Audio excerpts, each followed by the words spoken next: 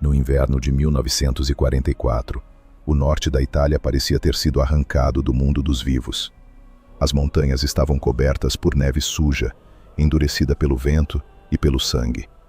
As árvores negras, tortas pelo frio, erguiam-se como lanças contra um céu sem cor. Nas estradas estreitas, abertas à força entre pedra, gelo e lama, passavam comboios militares, canhões atolados e homens exaustos demais para falar. O fronte avançava e recuava sem piedade. A morte mudava de lugar todos os dias, mas nunca ia embora. Foi ali, entre colinas bombardeadas e vilarejos destruídos, que o cabo João Avelar, da Força Expedicionária Brasileira, desapareceu. João era filho de brasileiros do interior de Minas Gerais. Tinha 31 anos, ombros largos, rosto queimado de sol e olhos escuros, atentos, de quem aprendera cedo que a natureza nunca perdoava distrações. Antes da guerra, conhecera mato fechado, rio cheio, bicho bravio e noites sem lua. Sabia andar em silêncio, reconhecer trilha antiga em chão duro, distinguir pelo som quando o vento carregava chuva ou perigo. Na Itália, entre o frio, a artilharia e a fumaça dos morteiros, essas habilidades pareciam pertencer a outra vida. Mas ainda estavam nele, adormecidas, esperando. Naquela manhã, sua companhia havia recebido ordem de avançar por uma encosta próxima a uma posição alemã fortificada. O terreno era ruim. Havia gelo sob a lama, neblina baixa e árvores partidas pelos disparos. Os homens mal enxergavam a 10 metros. O silêncio entre uma explosão e outra era pior do que o barulho, porque fazia cada soldado imaginar o que vinha em seguida. João marchava entre os últimos da coluna, fuzil junto ao peito, os dedos endurecidos dentro das luvas úmidas. À sua frente, vultos de companheiros brasileiros surgiam e sumiam no branco da névoa. Ninguém falava, apenas avançavam. Então vieram os tiros. Primeiro, um estampido isolado. Depois, uma rajada inteira varrendo a encosta. Um soldado caiu sem gritar. Outro rodou sobre si mesmo antes de despencar na vala. O chão explodiu em terra congelada e neve. Alguém berrou uma ordem. Alguém respondeu. Depois, já não se sabia mais quem era quem. Os alemães estavam entrincheirados acima deles. A companhia tentou se espalhar, mas a inclinação do terreno trabalhava contra os brasileiros. Homens escorregavam, tombavam, procuravam abrigo atrás de pedras pequenas demais para deter uma bala. A metralhadora inimiga martelava sem pausa. João se jogou atrás de um tronco destruído, respirando em golpes curtos, sentindo o cheiro de pólvora, terra molhada e tecido queimado. À direita, viu um companheiro ferido arrastar-se pela neve, deixando um rastro vermelho. À esquerda, ouviu um sargento gritando para recuar alguns metros e reorganizar a linha. Mas a neblina engolia as vozes. O combate já não era mais uma operação. Era um desmanche. João tentou alcançar 2 homens isolados mais adiante, quando o morteiro caiu perto demais. A explosão o levantou do chão e o lançou contra pedra e gelo. Por alguns segundos, tudo virou um zunido branco. Ele não ouviu mais tiros, nem gritos, nem ordens. Só um apito agudo dentro do crânio. Quando recuperou a visão, estava deitado de lado, com o gosto de ferro na boca e a perna direita latejando, como se um animal a estivesse mordendo por dentro. Tentou se levantar. Não conseguiu. Olhou em volta. Não havia mais brasileiros à vista. A névoa seguia baixa, espessa, quase sólida. Ao longe, sombras se moviam entre as árvores. João levou a mão ao fuzil. Ainda estava com ele. Tentou apoiar o peso no joelho, arrastou-se alguns centímetros, respirou fundo. Sabia o que significava ficar para trás naquele lugar. Sabia também que um homem ferido, sozinho e cercado de inimigos, só continuava vivo por acaso. E acaso na guerra durava pouco. Foi então que ouviu os cães. Primeiro um latido distante, depois outro, mais perto. Em seguida, o som inconfundível de patas avançando na neve endurecida. João fechou os olhos por um instante. Cães de busca. Os alemães os usavam para rastrear feridos, fugitivos e homens escondidos na mata. Em poucos minutos, estariam sobre ele. Ele abriu os olhos de novo e obrigou o corpo a obedecer. Arrastou-se para trás de uma pedra maior, prendeu a respiração e esperou. O coração batia com violência, mas seu rosto permaneceu imóvel. O medo existia, claro. Só que João aprendera, muito antes da guerra, que o medo mostrado atraía predadores. Homem, bicho ou exército não fazia diferença. Os cães chegaram antes dos soldados. 2 pastores alemães surgiram entre a bruma, baixos, tensos, de focinhos escuros e peitos largos. Vinham presos por longas correias, puxando os condutores. Farejavam o chão, o ar, a neve manchada. Um deles avançou direto na direção da pedra, atrás da qual João se escondia. O animal estava a menos de 4 metros quando parou. As orelhas se ergueram. O focinho tremeu. João não se moveu. O cão deu mais um passo. Então, de repente, travou o corpo inteiro. O pelo do dorso se arrepiou. O rosnado morreu antes de nascer. O animal recuou devagar, quase arrastando as patas, como se diante dele não estivesse um homem ferido, mas alguma coisa que não conseguia compreender. Soltou um som baixo, incerto, que não era ameaça nem ataque. Era hesitação. O segundo cão reagiu pior. Mal se aproximou e já baixou a cabeça, puxando para trás com força, contrariando o adestrador. Os 2 soldados alemães trocaram um olhar breve, irritado. Um deles deu uma ordem curta. O pastor não obedeceu. Tornou a recuar, o rabo entre as pernas, os olhos fixos em João. Por um instante estranho, absurdo, quase sobrenatural, o campo de batalha pareceu suspenso. A névoa, a neve, o sangue, os cães imóveis, e João, caído entre gelo e pedra, encarando os animais sem desviar os olhos. Então os soldados apareceram atrás deles. 3 alemães, armados, cobertos por capas brancas de inverno. Um apontou a arma imediatamente. Outro observou os cães, claramente irritado com o comportamento deles. Disseram algo em alemão. João não entendeu as palavras, mas entendeu o tom. Confusão, desconfiança, pressa. Ele avaliou a distância, a dor na perna, o número de inimigos, o estado do próprio corpo. Não havia saída. Levantou devagar as mãos. Um dos soldados se aproximou e chutou seu fuzil para longe. Outro o puxou pelo casaco e o obrigou a ajoelhar na neve. João sentiu a perna quase ceder de vez.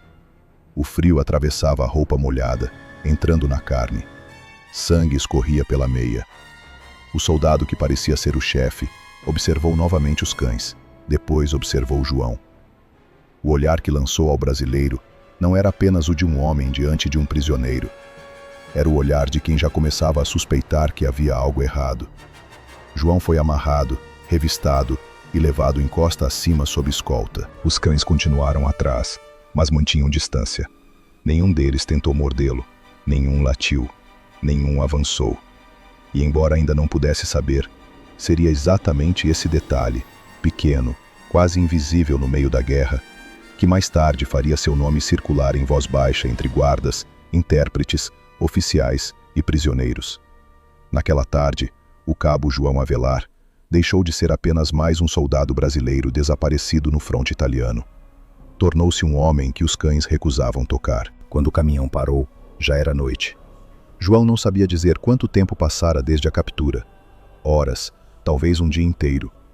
Depois de ser retirado da encosta, fora empurrado de posto em posto, revistado, interrogado em italiano rudimentar e alemão seco, tratado ora como soldado inimigo, ora como animal ferido. Em algum momento, haviam enfaixado sua perna de qualquer jeito, sem cuidado nem limpeza, apenas o suficiente para que não morresse antes de chegar ao destino. Depois o jogaram na carroceria fechada com outros prisioneiros, homens abatidos, silenciosos, duros de frio e exaustão. Ninguém conversava. O motor rugia, a lataria tremia, e de tempos em tempos, a estrada irregular lançava todos uns contra os outros como sacos de mantimento. Quando as portas traseiras se abriram, entrou um vento tão cortante que parecia afiado. Os guardas começaram a gritar. Os primeiros homens desceram tropeçando. Um caiu de joelhos na lama congelada e recebeu coronhadas até conseguir se levantar. João desceu em seguida, apoiando mal o peso na perna ferida. O chão era uma mistura de neve pisada, barro escuro e gelo velho. À frente, sob a luz dura de refletores, erguia-se o campo. Não era um campo de extermínio, como os rumores mais terríveis que circulavam entre soldados e civis. Era, antes, um lugar construído para quebrar o homem devagar. Cercas duplas de arame farpado, postes de madeira com lâmpadas fortes, torres de vigilância em cada canto, sentinelas imóveis com capotes cinzentos e metralhadoras apontadas para baixo, como se o ato de matar já estivesse pressuposto. Barracões compridos se alinhavam sobre a terra dura, todos iguais, escurecidos pelo tempo, pela fumaça e pela umidade. Em alguns trechos, a neve havia sido pisoteada até se tornar uma pasta negra. Em outros, o gelo refletia a luz com um brilho mortiço, quase doentio. Mais ao fundo, João viu uma construção baixa com chaminé fumegante. Perto dela, a silhueta de homens carregando baldes. À direita, latrinas abertas, de onde vinha um cheiro azedo que nem o frio conseguia conter. Em algum lugar, uma voz tossia sem parar. Em outro, alguém gemia no escuro. O campo parecia respirar por frestas, chiados e ruídos humanos abafados. Os recém-chegados foram enfileirados no pátio central. Eram franceses, ingleses, italianos, alguns russos, talvez um iugoslavo, um homem magro demais para ter nacionalidade visível. João percebeu, pela rapidez com que o observavam, que sua presença ali chamava a atenção. O uniforme brasileiro era incomum o bastante. O rosto queimado de sol, a pele escurecida, o sotaque que escapara em 2 ou 3 palavras, tudo o marcava como deslocado, até entre deslocados. Não era apenas mais um estrangeiro no cativeiro alemão. Era uma raridade. 2 oficiais passaram diante da fila anotando nomes, patentes, unidades e, quando possível, números de identificação. Alguns prisioneiros tentavam responder, outros mal se sustentavam em pé. Quem demorava apanhava, quem não entendia era empurrado. Não importava a resposta certa. O objetivo parecia menos registrar do que impor, desde a primeira hora, a regra principal daquele lugar. Ali, o homem valia apenas enquanto obedecia. Quando chegou sua vez, João ergueu o rosto. Um sargento de expressão exausta perguntou algo em alemão. Outro, com algum italiano, tentou traduzir. João respondeu como pôde. Nome, cabo, brasileiro, força expedicionária. O oficial ergueu os olhos ao ouvir aquilo. Repetiu a palavra brasileiro com um leve desdém, como se fosse uma curiosidade sem utilidade. Escreveu num papel, lançou a João um olhar rápido e mandou que seguisse adiante. Foi nesse momento que os cães apareceram. Vieram com 2 tratadores, surgindo entre o vapor branco que saía das bocas dos homens. Eram grandes, musculosos, treinados para disciplina e violência. Farejavam cada recém-chegado como parte do procedimento. Aproximavam o focinho das botas, das calças, das mãos, das dobras do casaco. Procuravam objetos escondidos, comida roubada, metal, papel, qualquer coisa que justificasse um ataque. Alguns prisioneiros tremiam mais diante deles do que diante dos guardas. E com razão. Guarda podia hesitar, distrair-se, cansar. Cão obedecia com o corpo inteiro. O primeiro pastor avançou pela fila com brutal eficiência. Farejou um francês, um italiano, um russo. Rosnou para um inglês que demorou a abrir as mãos. Recebeu ordem, circulou, tornou ao trabalho. Quando chegou diante de João, a mudança foi instantânea. O animal levantou o focinho, parou e ficou imóvel. Seu condutor puxou a correia, deu uma ordem seca. O cão não respondeu. As orelhas permaneceram erguidas, mas o corpo recuou um passo inteiro. Era a mesma hesitação da encosta, agora sob luz plena, diante de oficiais, sentinelas e dezenas de olhos famintos. João não mexeu um músculo sequer. O pastor soltou um som baixo, desconfortável, e afastou-se ainda mais, como se aquele homem ferido, sujo e desarmado, exalasse algo que não deveria existir. O tratador, irritado, insistiu. Nada. Chamaram o segundo cão. Este vinha mais agressivo, já acostumado à proximidade de corpos derrotados. Puxava a guia com força, ansioso pelo serviço. Aproximou-se de João com o peito lançado para a frente, o focinho trêmulo, os dentes quase à mostra. A 2 metros, reduziu o passo. A 1,5 metros, travou. Depois virou ligeiramente a cabeça, sem deixar de encará-lo, e começou a recuar. Não houve latido, não houve ataque. Houve apenas aquele recuo gradual, humilhante, incompatível com um animal treinado para subjugar. Os homens ao redor sentiram o desajuste no mesmo instante. Um dos oficiais caminhou até ali. O tratador falou depressa, em voz contida. O oficial observou o cão, depois João, depois o outro cão, que permanecia tenso, incapaz de avançar. Mandaram trazer um terceiro. Repetiu-se o fenômeno, com pequenas variações, mas o mesmo resultado. O animal aproximava-se, percebia alguma coisa e desistia. João viu a suspeita nascer nos rostos antes mesmo de compreender as palavras. A guerra ensinara aos homens a aceitar muita coisa absurda, mas não a aceitar facilmente falhas naquilo em que confiavam. E os alemães confiavam dos seus cães. Mais do que em intérpretes, mais do que em prisioneiros colaboradores, mais do que em boatos. Cães eram um instinto moldado pela disciplina. Quando 3 deles recusavam um homem, esse homem deixava de ser simples. Um guarda aproximou-se de João e o segurou pelo maxilar, forçando-o a erguer o rosto. Disse alguma coisa curta, ríspida. João não entendeu o conteúdo exato, mas entendeu a intenção. Queriam decifrá-lo. Queriam encaixá-lo em alguma categoria conhecida. Sabotador, selvagem, fanático, curandeiro, lunático. Qualquer coisa seria mais tolerável do que o vazio de explicação. João suportou o olhar sem baixar os olhos. Naquele momento, ele próprio não sabia o que havia nos animais. Medo não era a palavra certa. Também não era simples repulsa. Parecia antes uma recusa profunda, instintiva, como se farejassem nele algo que não conseguiam enfrentar com a lógica do adestramento. Não era a primeira vez em sua vida que um bicho o olhava assim, mas era a primeira vez que isso acontecia diante de homens armados, num campo cercado por arame e guerra. Decidiram isolá-lo. 2 guardas o retiraram da fila e o conduziram mancando até um barracão lateral. Não era cela propriamente dita, mas um compartimento menor, úmido, com tábuas mal ajustadas e um catre estreito preso à parede. Havia um balde no canto, uma janela alta coberta por tela grossa e gelo nas bordas internas. O ar cheirava a mofo, suor antigo e tecido molhado. Antes de fechar a porta, um dos guardas apontou para João e depois para os próprios olhos, deixando claro, mesmo sem idioma, que ele seria observado. Nas horas seguintes, o campo foi se revelando aos poucos, pelos ruídos.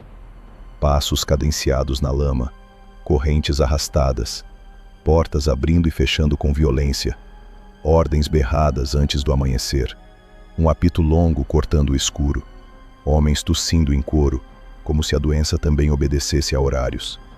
Em algum barracão próximo, alguém chorou uma única vez, baixinho, e nunca mais. Mais tarde, ainda durante a madrugada, vieram os cães outra vez. João ouviu suas patas do lado de fora, os focinhos farejando as frestas inferiores da porta, a respiração pesada, os condutores murmurando comandos. Nenhum deles latiu. Nenhum arranhou a madeira. Depois de alguns segundos, recuaram. Ao nascer do dia, abriram a porta e o levaram para o pátio. Sob a luz cinzenta da manhã, o campo parecia ainda pior. Sem a noite para esconder as falhas, viam-se melhor as tábuas podres, os rostos afundados, as roupas remendadas, as mãos feridas, os homens transformados em instrumentos de trabalho sob vigilância. Os prisioneiros saíam dos barracões em filas lentas, segurando canecas, cobrindo o peito com os braços, movendo-se como se cada junta doesse. Alguns olhavam João de lado, curiosos. Outros já pareciam saber que ele era o brasileiro que os cães evitavam. A notícia ali corria mais depressa do que o pão. Deram-lhe uma caneca de líquido quente, que mal merecia o nome de café, um pedaço de pão duro e nada mais. Um guarda indicou com o queixo para que comesse. João mordeu sem pressa. O corpo pedia tudo ao mesmo tempo: comida, repouso, calor, silêncio. Não receberia nenhum. Logo depois foi encaminhado para o trabalho. A área externa do campo se ligava a um depósito ferroviário e a um trecho de estrada militar, parcialmente destruído pelos bombardeios. Prisioneiros eram usados para descarregar carvão, mover caixas de munição, limpar escombros, cortar madeira e reforçar taludes de terra e pedra. Quem estava doente trabalhava até cair. Quem caía, apanhava até levantar. Quem não levantava, era arrastado para fora do caminho. João viu isso antes do meio-dia. Sua perna latejava sob a atadura mal feita, mas ele continuou. Trabalhava em silêncio, sem desperdiçar força, sem dramatizar a dor, observando mais do que falava. Reparou nos ritmos da guarda, nas trocas de turno, no temperamento de certos soldados, na posição das torres, nos horários em que os cães passavam, na reação deles sempre que o sentiam por perto.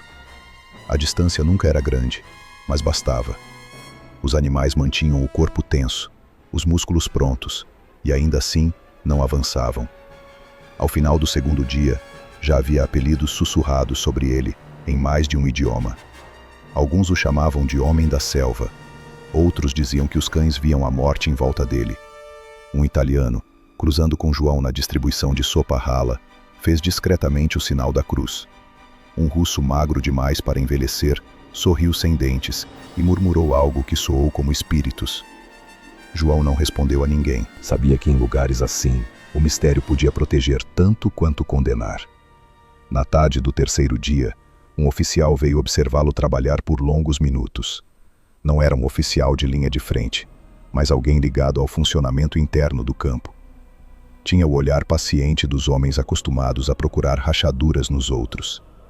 Viu João erguer sacos de carvão, apoiar o peso sem demonstrar a extensão da dor, calcular a passada para não desperdiçar equilíbrio, suportar o frio e a fome com uma calma que destoava da degradação ao redor. Depois viu também um dos cães hesitar de novo, mesmo conduzido por um tratador experiente. Aquilo pareceu bastar. Ao anoitecer, João foi retirado do barracão comum para um canto ainda mais isolado do campo. Não como privilégio, mas como precaução. Trancaram-no sozinho, desta vez atrás de uma porta reforçada, com uma sentinela fixa do lado de fora. O recado era claro. Não sabiam ainda o que ele era, mas haviam decidido que, fosse o que fosse, não queriam deixá-lo perto demais dos outros. João sentou-se no catre estreito, apoiou os cotovelos nos joelhos e ouviu o campo respirar na escuridão. O vento passava pelas frestas. Ao longe, uma locomotiva apitou. Correntes tilintaram. Alguém tossiu até perder o fôlego. E, não muito longe dali, um cão soltou um ganido curto, inquieto, e emudeceu. Foi então que João compreendeu que a guerra, para ele, havia mudado de forma. Não era mais o estampido do fronte, o avanço sob fogo, o inimigo escondido na neblina.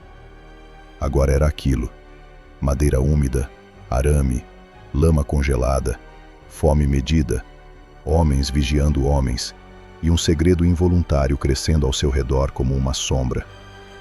Naquele campo alemão, cercado de armas, regras e cães treinados para caçar gente, o cabo João Avelar começava a se tornar uma anomalia. E anomalias raramente sobreviviam por muito tempo sem despertar a vontade de serem destruídas. Na manhã seguinte, o frio amanheceu mais cruel. Uma névoa espessa cobria o campo até a altura do peito, como se a terra exalasse cansaço. As torres de vigilância surgiam apenas pela metade, fantasmas de madeira e ferro pairando acima do branco. Os prisioneiros foram arrancados dos barracões antes do primeiro clarão completo do dia e empurrados para o pátio com a pressa brutal de sempre. Botas afundavam na lama congelada. Correntes batiam em baldes. Alguém deixou cair a caneca de estanho e recebeu um golpe tão forte no rosto que tombou sem emitir som. João tomou seu lugar na fila e ficou imóvel. Havia dormido pouco. A perna latejava sob a atadura endurecida e a umidade do catre parecia ainda colada aos ossos. Mesmo assim, seu rosto permanecia sereno, quase vazio, como se economizar qualquer emoção fosse uma forma de conservar calor.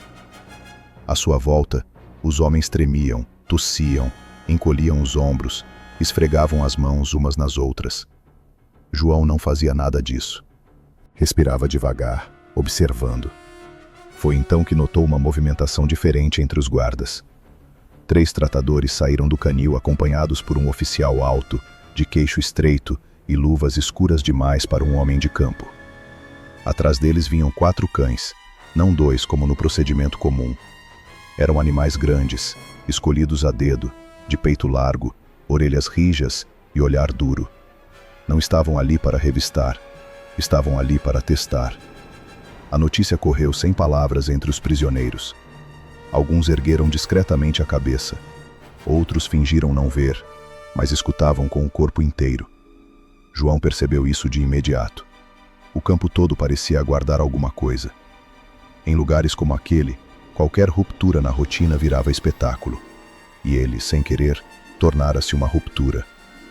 O oficial parou diante da fila, examinou os homens por alguns segundos e disse algo em alemão. Um guarda traduziu para o italiano rudimentar e outro repetiu em francês, para que a ideia se espalhasse. Inspeção extraordinária. Verificação de disciplina. Nada mais. Mas ninguém acreditou. Os tratadores começaram pela ponta da fila. Os cães avançavam, farejavam mãos, botas, casacos, rostos. Um rosnava ao encontrar medo. Outro empurrava o focinho contra o estômago dos homens, como se procurasse segredos enterrados sob pele, tecido e fome. Um prisioneiro polonês teve a canela mordida por se mover um segundo antes da ordem. Foi arrastado de volta ao lugar, chorando entre os dentes, enquanto o sangue escurecia a barra da calça. O procedimento prosseguiu lentamente, de propósito.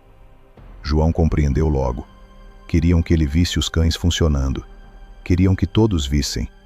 Queriam deixar claro que aqueles animais obedeciam, atacavam e submetiam. Quando chegassem a ele, a diferença, se houvesse, não poderia ser atribuída ao acaso. O primeiro pastor veio pela guia de couro grosso, focinho baixo, musculatura vibrando sob o pelo de inverno. Farejou um francês, um italiano, um sérvio, um inglês febril. Ao aproximar-se de João, ergueu a cabeça antes do esperado, como se o reconhecesse de longe. O tratador percebeu e puxou a correia para a frente. O cão deu mais 2 passos. Parou. O corpo inteiro endureceu de uma vez, não em prontidão, mas em conflito. As patas dianteiras se cravaram na terra congelada. As orelhas inclinaram-se para trás por um instante. O focinho se contraiu, aspirando o ar ao redor de João, com pequenas inspirações curtas, quase nervosas. Então, o animal recuou. Foi um recuo nítido, impossível de negar. Um passo, depois outro. O tratador rosnou uma ordem e tentou forçá-lo adiante. O pastor resistiu. Não se atirou para o lado como um bicho em pânico, o que talvez fosse mais fácil de explicar. Recuou com cuidado, como se diante dele houvesse um limite invisível que seu instinto se recusava a cruzar. Um murmúrio percorreu a fila de prisioneiros e morreu no mesmo instante, esmagado por um grito de guarda. Chamaram o segundo cão. Este era mais velho, maior e visivelmente mais agressivo. Tinha uma cicatriz antiga sobre o olho esquerdo e trazia no corpo a confiança brutal de um animal premiado pela própria ferocidade. Veio puxando a guia, ansioso, e nem diminuiu o passo ao se aproximar de João. O tratador talvez tenha pensado que ali terminaria a dúvida. Não terminou. Aconteceu algo pior. A pouco mais de 1 metro do brasileiro, o cão baixou a cabeça, congelou e soltou um rosnado curto, mas não para atacar.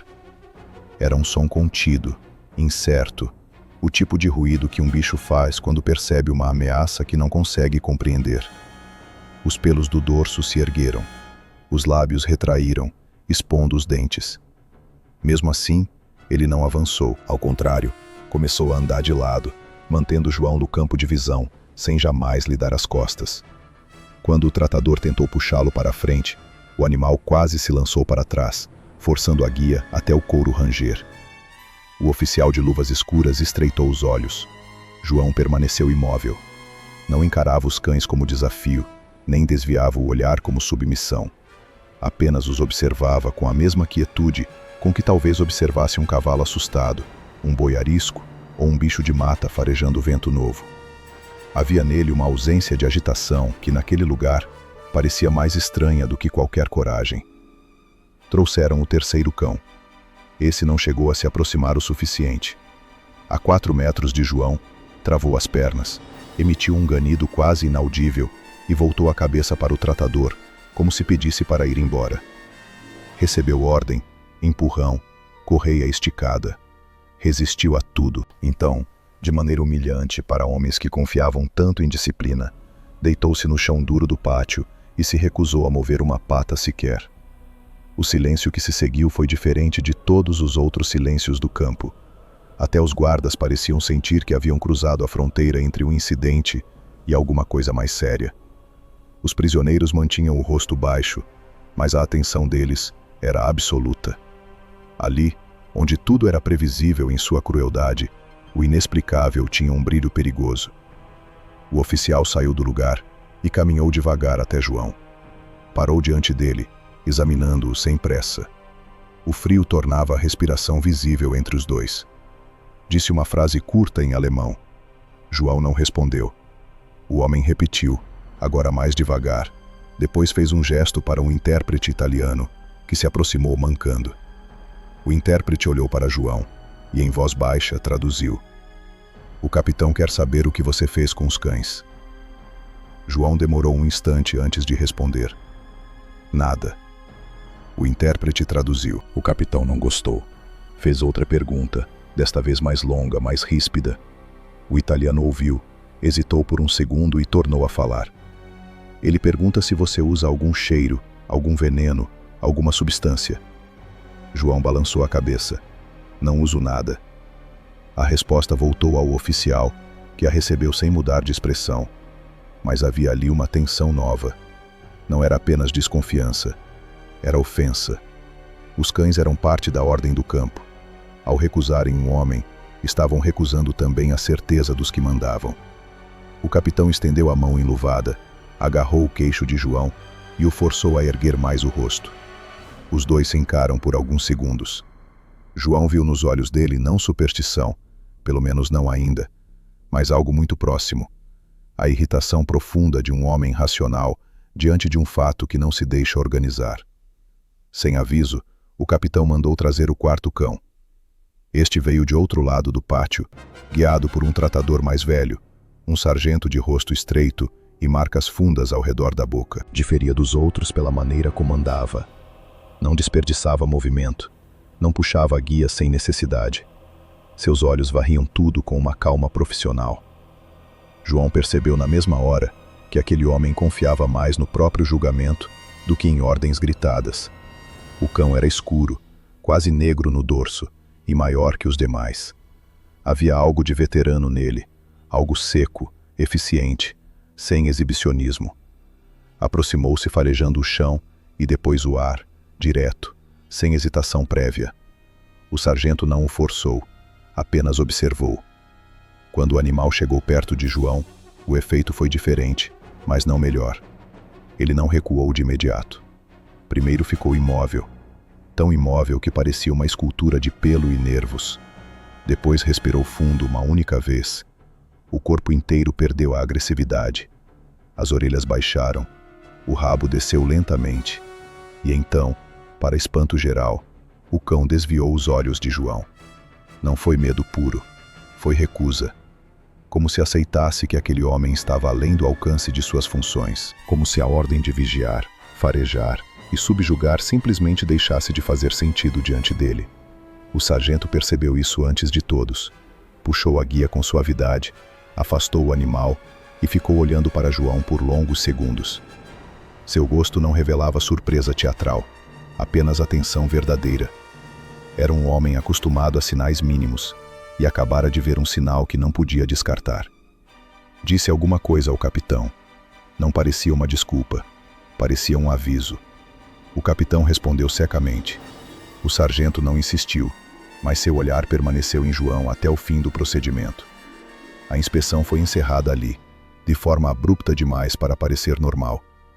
Os prisioneiros foram dispersados às pressas para o trabalho. Os cães, retirados do pátio. O capitão e os tratadores seguiram para o prédio administrativo. João foi mantido no lugar por mais alguns minutos, sob a guarda de 2 soldados que evitavam se aproximar demais, embora talvez nem percebessem isso. Quando enfim o conduziram para a área de serviço, a notícia já havia se espalhado por todo o campo.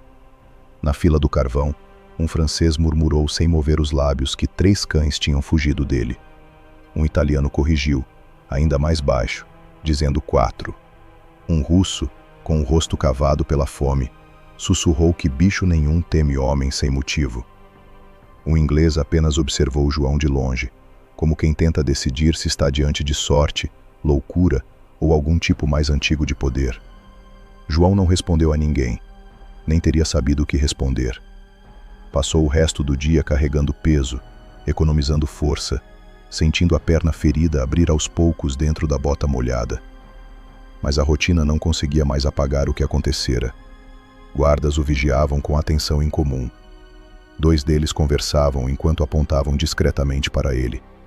Um terceiro fez questão de verificar se João não escondia nada nas roupas, nas mãos, nos cabelos, como se procurasse a explicação física que tornaria tudo simples outra vez. Não encontrou nada. Ao anoitecer, quando os prisioneiros retornaram ao campo, João percebeu outra mudança. Os cães não estavam no pátio. Normalmente circulavam ali no fechamento das filas, intimidando os retardatários, farejando os barracões, reforçando o espetáculo de controle. Naquela noite, não. O canil permanecia fechado. Não havia latidos, nem passos de tratadores, nem aquele estado de alerta animal que costumava vibrar no ar. O vazio chamou mais atenção do que a presença chamaria. Mais tarde, já sozinho no compartimento para onde o haviam mandado, João ouviu vozes agitadas no lado de fora. Não entendia as palavras, mas reconhecia o tom. Discussão. Depois vieram passos apressados, uma porta batendo, ordens em sequência. Em algum momento, um cão latiu uma única vez, curto, rouco, e caiu em silêncio. João se sentou no catre, apoiou as costas na parede gelada e ficou escutando. Pensou nos animais da sua infância, nos cavalos que pressentiam cobra antes do homem, nos bois que empacavam diante de terra ruim, nos cães magros do interior que sabiam distinguir bêbado de assassino só pelo modo de andar. Bicho reconhece coisas que homem demora a admitir. Às vezes, reconhece antes até do dono da própria coisa. Mas o que, exatamente, aqueles pastores alemães reconheciam nele, João não sabia dizer. Sabia apenas que aquilo o separava ainda mais dos outros. Num campo onde sobreviver dependia de não chamar atenção, ele passara a chamar atenção demais. E toda a diferença, ali dentro, cedo ou tarde acabava cobrada. Lá fora, o vento raspava nas tábuas do barracão como unha em pele seca. Dentro, João respirava devagar, sem se mexer, enquanto o campo inteiro parecia reorganizar-se em torno de uma pergunta para a qual ninguém tinha resposta. Na tarde do 4º dia, a neve começou a cair de novo. Não era uma nevasca fechada, dessas que apagam o mundo inteiro em poucos minutos. Eram flocos espaçados, finos, frios como cinza, descendo sobre o campo com uma paciência quase ofensiva. Os prisioneiros trabalhavam perto do depósito ferroviário, descarregando sacos de carvão e caixas de peças metálicas de um vagão curto, escurecido pela fuligem. A fumaça das locomotivas misturava-se ao vapor da respiração dos homens e ao pó negro que se colava no rosto, nas mãos, no suor seco sob a roupa. Ao fim de algumas horas, todos pareciam saídos do mesmo buraco subterrâneo. João carregava um saco apoiado no ombro esquerdo, quando percebeu que estavam observando de novo. Não era novidade. Desde a inspeção no pátio, olhares o acompanhavam o tempo inteiro. Alguns curiosos, outros assustados, outros apenas hostis, como sempre acontece quando um homem começa a parecer diferente demais em meio à miséria comum.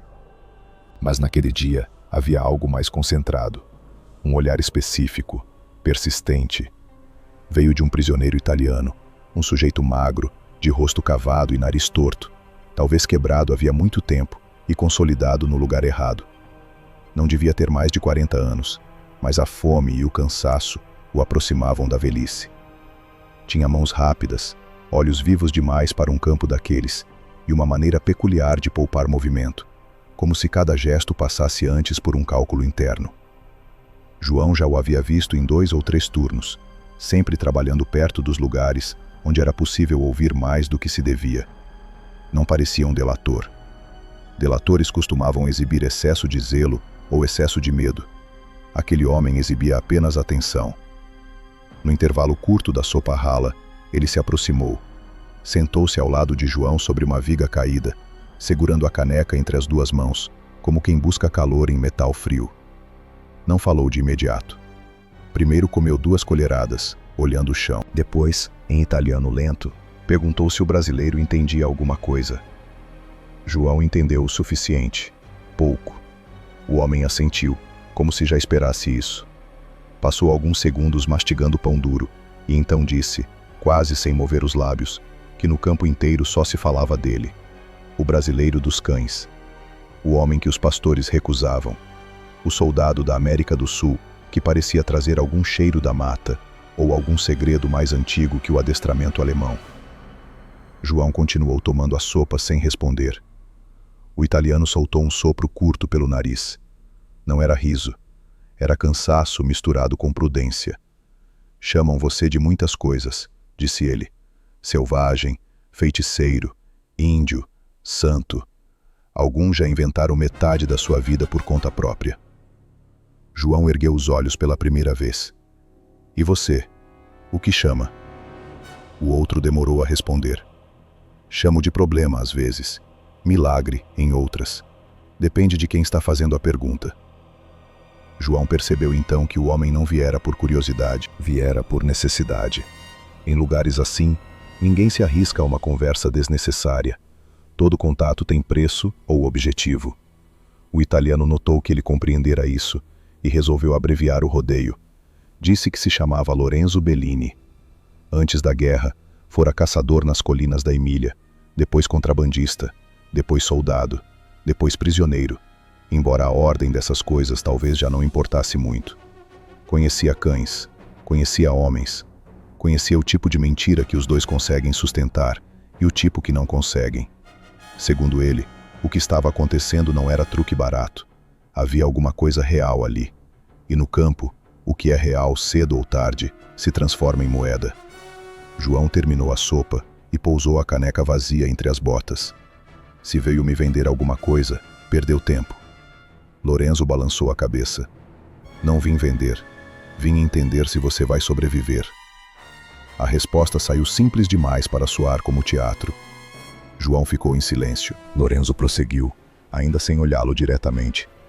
Disse que os oficiais não sabiam o que fazer com um homem capaz de desorganizar os próprios cães.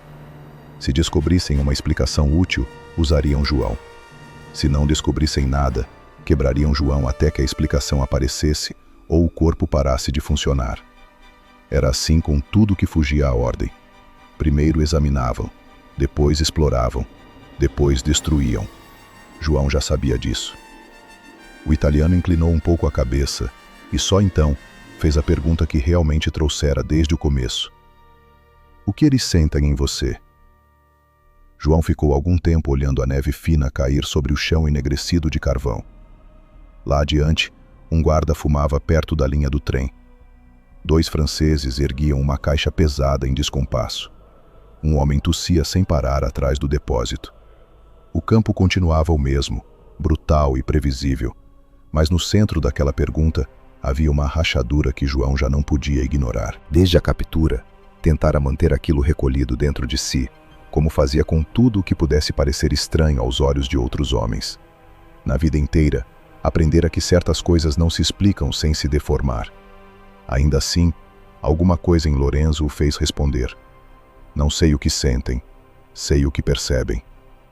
O italiano enfim virou o rosto. E o que percebem? João apoiou os cotovelos nos joelhos, uniu as mãos e falou sem pressa, como quem vai buscar lembrança em lugar fundo. Quando eu era menino, no interior de Minas, tinha cachorro que latia para visita e cachorro que não latia. Os homens diziam que era criação, costume, faro bom ou ruim. Não era só isso. Bicho lê o corpo. Lê o jeito da pessoa chegar, respirar, olhar, pisar no chão. Sente a tensão antes do gesto. Sente o medo antes do suor. Sente a fúria antes da mão subir. Às vezes, sente até o que a pessoa ainda não sabe que vai fazer. Lorenzo ouviu com atenção total. João continuou. Meu pai mexia com tropa e roça. A gente crescia no meio de animal. Cavalo, boi, cachorro, mula brava. Se você vai para cima tentando mandar a força, um resiste, outro estoura, outro finge obedecer e te derruba na primeira curva. Se você aprende o que o bicho está lendo em você, aí é diferente. Aí, muitas vezes, nem precisa impor. Basta não carregar certas coisas no corpo. O italiano estreitou os olhos, sem ironia. Que coisas? João pensou antes de responder. Pressa, raiva, vontade de dominar. O gosto da violência antes dela acontecer. Lorenzo não desviou o olhar. E você não carrega isso? João deu de ombros. Carrego quando preciso. Na guerra, mais do que gostaria. Mas não com eles. Com bicho, se você entra querendo vencer, já perdeu metade. Houve um silêncio curto entre os dois. O som do campo voltou a ocupar os espaços. Pá contra a terra dura, corrente arrastando, um grito distante. O italiano esfregou os dedos na borda da caneca vazia e perguntou, mais baixo. Então é isso? Eles sentem que você não quer feri-los? João meneou a cabeça. Não é tão simples. Cão treinado para atacar, aprendeu a atravessar muita coisa. Ele ignora cheiro ruim, grito, tiro, sangue, desespero. Foi ensinado a passar por cima do que faria outro bicho recuar. Mas o instinto fica lá embaixo, inteiro. Se o instinto reconhece uma presença fora da lógica do treino, ele trava. Não porque entenda, porque não entende. Lorenzo respirou devagar. Presença. João não explicou a palavra. Apenas deixou que ficasse entre os dois. O italiano tornou a encará-lo, agora com um tipo novo de cautela, mais sóbria que superstição. Você aprendeu isso onde? João passou a língua pelos lábios ressecados e olhou para além do arame, para onde o mundo do campo terminava e começavam as árvores escuras, a neve funda e a guerra sem cerca. Aprendi antes da Itália, antes do exército, antes de tudo isso. E pela primeira vez falou de si. Disse que não viera de cidade grande, nem de quartel antigo, nem de família acostumada a uniforme. Crescer em terra de rio barrento, mata fechada e morro seco, onde menino aprende cedo que a natureza não negocia distração. Havia passado a juventude acompanhando o pai em travessias longas, levando carga, tocando animal, dormindo ao relento, lendo o rastro quase apagado na terra, reconhecendo mudança de tempo pelo cheiro do vento. Aprender a distinguir onça de lobo-guará sem ver pegada inteira. Aprender a saber quando um cavalo empacava por medo real e quando empacava porque sentira vacilo no cavaleiro. Aprender sobretudo, a não desperdiçar energia em conflito desnecessário. Depois vieram os anos de trabalho duro, a seca, a necessidade, a incorporação ao exército e, por fim, a guerra longe de casa. Mas o que a infância e a juventude haviam posto dentro dele ficara, não como truque, como fundamento. Bicho não escuta a palavra como gente escuta, disse João. Escuta postura, respiração, intenção. Até o silêncio de um homem muda o modo como ele chega perto. Lorenzo ficou algum tempo sem falar. Parecia organizar cada frase, testando por dentro se aquilo era sabedoria prática, delírio ou alguma fronteira incômoda entre as duas coisas. Por fim, murmurou que os alemães não aceitariam uma explicação assim. Homens de ordem, método e relatório precisam de coisa que caiba num papel. Quereriam cheiro, produto, técnica repetível. Não compreenderiam presença, intenção ou a diferença entre um corpo tenso e um corpo quieto. João soltou um quase sorriso, pequeno demais para ser chamado de sorriso. Nem muitos brasileiros compreenderiam. Lorenzo apoiou os antebraços nas coxas e baixou ainda mais a voz. Há outra coisa que querem saber. João esperou. Se isso serve para fugir. A pergunta não o surpreendeu. Apenas fez com que o corpo inteiro se tornasse mais atento por dentro. Lorenzo percebeu a mudança. Não estou perguntando por eles, disse rápido. Estou perguntando por mim. E talvez por outros.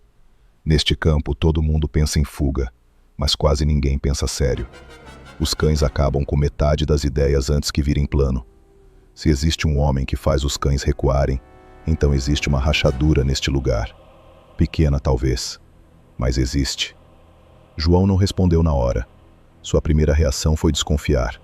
A segunda também. Num campo alemão, confiança podia ser a forma mais curta do suicídio. Ainda assim, havia honestidade na fome daquele homem. Não fome de pão, embora essa também existisse. Fome de possibilidade. Fome daquilo que sobrevive no homem, mesmo depois de o resto apodrecer. A recusa em aceitar a cerca como destino definitivo. João olhou para Lorenzo e fez a pergunta que importava. Por que eu falaria disso com você? O italiano ergueu a cabeça e pela primeira vez seu rosto mostrou algo sem defesa. Porque eu já vi homem morrer por não acreditar em nada. E já vi morrer por acreditar demais. Estou tentando descobrir em qual dessas mortes estamos vivendo aqui dentro. João sustentou o olhar dele por alguns segundos. Depois disse: os cães são uma parte. Só isso. Lorenzo ficou imóvel. Só isso? João assentiu. Campo não se segura só por cão. Se segura por rotina, medo, frio, fome, vigilância, cansaço. O cão fecha a última chance. Mas antes dele, existem outras camadas. E, se alguém quiser sair vivo, tem de entender todas. O italiano absorveu a frase como quem recebe um copo d'água depois de dias de sede. Então você já pensou nisso? João não respondeu. Não precisava. Um guarda berrou qualquer ordem e o intervalo terminou. Os homens começaram a se erguer, pegando de novo os sacos, as caixas, as ferramentas. Lorenzo levantou-se também, mas antes de se afastar murmurou, quase sem mover a boca. Esta noite vão chamá-lo para interrogatório. Ouvi um sargento dizer que o comandante quer ver com os próprios olhos. João ergueu o rosto. Como sabe? Lorenzo deu um meio sorriso gasto. Porque sobrevivo ouvindo o que os outros esquecem de esconder. Afastou-se, sem esperar nova pergunta. O restante da tarde passou sob uma tensão seca, contínua. João trabalhou como sempre, sem demonstrar urgência, mas com um pensamento mais afiado do que a dor na perna. Se o comandante o chamasse, viriam perguntas, talvez teste, talvez violência. Queriam resposta. E homens que querem resposta costumam confundir silêncio com desafio. Quando anoiteceu, os prisioneiros foram recolhidos. O céu já estava completamente fechado e o vento trazia neve miúda pelas frestas dos barracões. João mal tivera tempo de engolir a sopa da noite, quando 2 guardas abriram sua porta e mandaram que saísse. Foi levado ao prédio administrativo. O interior era aquecido apenas o bastante para aumentar o contraste com o frio de fora. Havia cheiro de papel, couro úmido, fumaça de cigarro e lã molhada. O comandante do campo o esperava numa sala simples, com mesa, lampião, mapas presos na parede e uma janela pequena, escurecida por gelo. À direita do oficial estava o sargento dos cães, o mesmo que havia observado em silêncio no pátio. À esquerda, um intérprete. Mandaram João ficar de pé. O comandante não falou de imediato. Primeiro o examinou como quem inspeciona uma peça defeituosa de máquina cara. Depois fez uma pergunta curta. O intérprete traduziu. Queria saber de onde vinha, o que fazia antes da guerra, como aprender a lidar com animais. João respondeu em partes, omitindo o que precisava omitir e dizendo apenas o suficiente para manter a história dentro do possível. Falou do interior, do trabalho com tropa, da vida no mato, do exército, da FEB. Nada de exagero, nada de misticismo. O comandante escutou sem interromper. Quando João terminou, fez outra pergunta, desta vez mais longa. O intérprete hesitou levemente antes de traduzir. Ele quer saber se você acredita ter algum dom.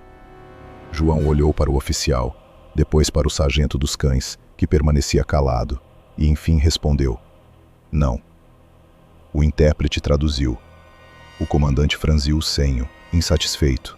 Falou novamente, seco, quase irritado.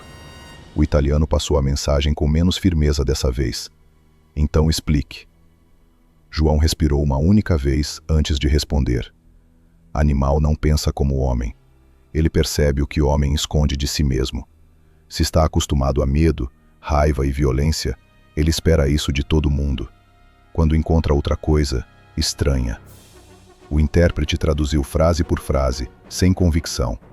O comandante ouviu, não gostou, e bateu levemente os dedos sobre a mesa. A resposta parecia ofendê-lo não por ser absurda, mas por ser imprecisa. Não cabia em manual. Não podia ser medida, ensinada em uma semana ou anotada em relatório limpo. Foi então que o sargento dos cães falou pela primeira vez. Sua voz era baixa, controlada, não fazia esforço para impressionar ninguém. Disse algumas frases ao comandante, curtas, objetivas, sem olhar para João. O oficial respondeu em tom brusco. O sargento insistiu em algo. O intérprete, depois de alguns segundos tensos, resolveu esclarecer. Ele diz que o brasileiro não está mentindo. Diz que já viu cavalos e cães reagirem a certos homens de forma parecida. Não igual, parecida. O comandante virou devagar a cabeça para o sargento, claramente contrariado. Havia ali uma fissura inesperada. Não na cerca, nem no canil. Numa hierarquia de homens. João percebeu isso. O sargento também percebera. E talvez por isso mantivesse o rosto neutro, quase impessoal, como quem recua antes de ultrapassar o limite do que pode contrariar. O interrogatório seguiu por mais algum tempo, mas a essência já estava dada. O comandante queria fórmula. João só podia oferecer experiência. O comandante queria um mecanismo.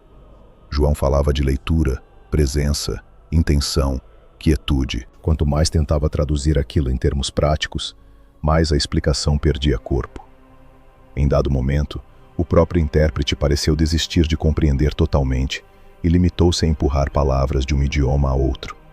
No fim, o comandante ordenou que João fosse levado de volta, mas não ao mesmo alojamento. Mandou que ficasse sob observação especial. Não por acreditar nele, tampouco por acreditar no contrário. Queria tempo. Tempo para ver se aquilo podia ser usado. Tempo para decidir se devia ser temido. Tempo para descobrir se o brasileiro era só um homem criado entre bichos ou algo mais perigoso. Um homem capaz de abrir brechas na certeza dos outros. Quando João saiu da sala, o sargento dos cães o acompanhou até o corredor.